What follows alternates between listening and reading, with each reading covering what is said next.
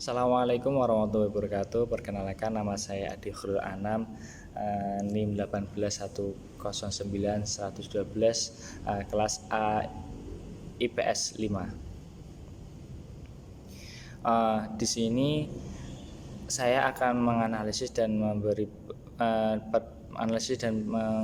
tanggapan tentang perbandingan jurnal antara jurnal yang memiliki metode penelitian kualitatif dan kuantitatif.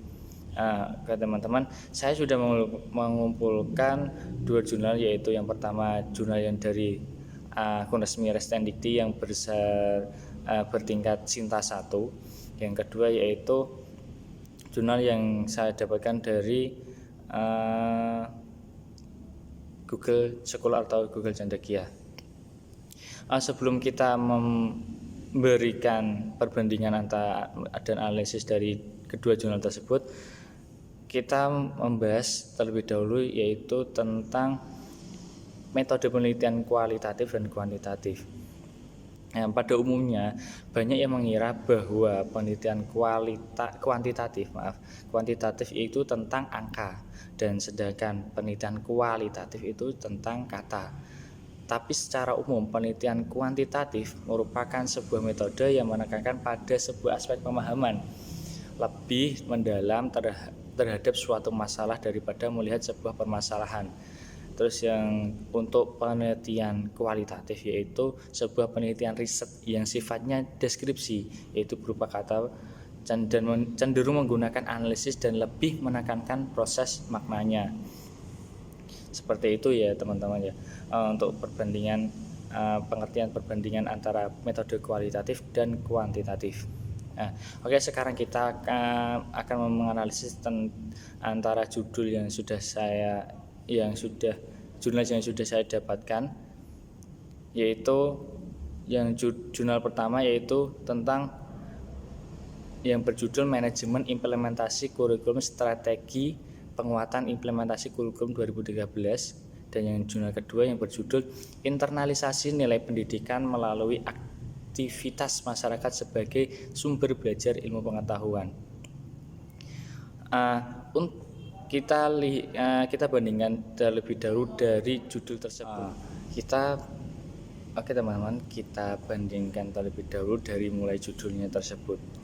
Dari judul tersebut, yang judul pertama yaitu tentang manajemen implementasi kurikulum itu, dari kata implementasi kita dapat mengartikan penelitian ini bersifat khusus dan terperinci. Jadi penelitian ini masuk metode kuantitatif.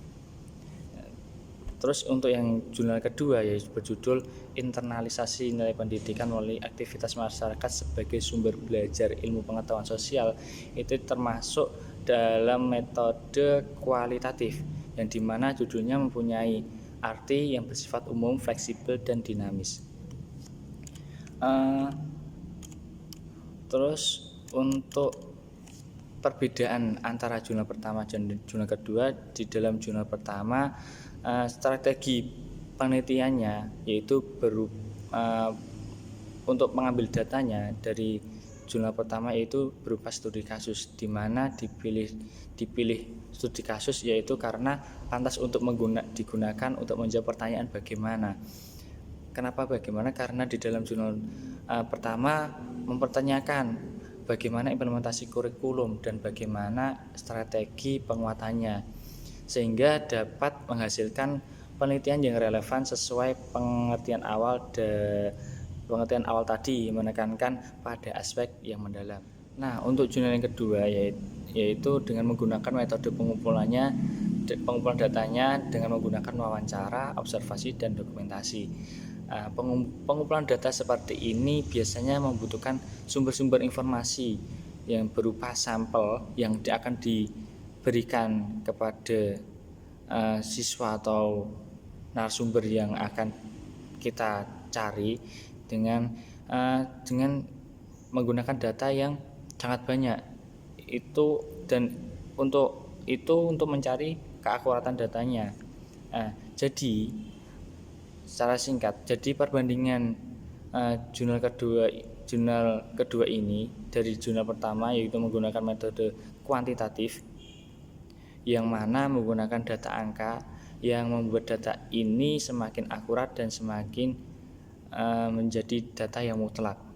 Nah, terus untuk yang kedua, yaitu jurnal yang kedua menggunakan metode kualitatif yang mana data yang digunakan menggunakan hasil observasi atau yang bersifat deskriptif, sehingga data yang diberikan yaitu data yang sangat relatif. Jadi seperti itu teman-teman. Sekian dari saya.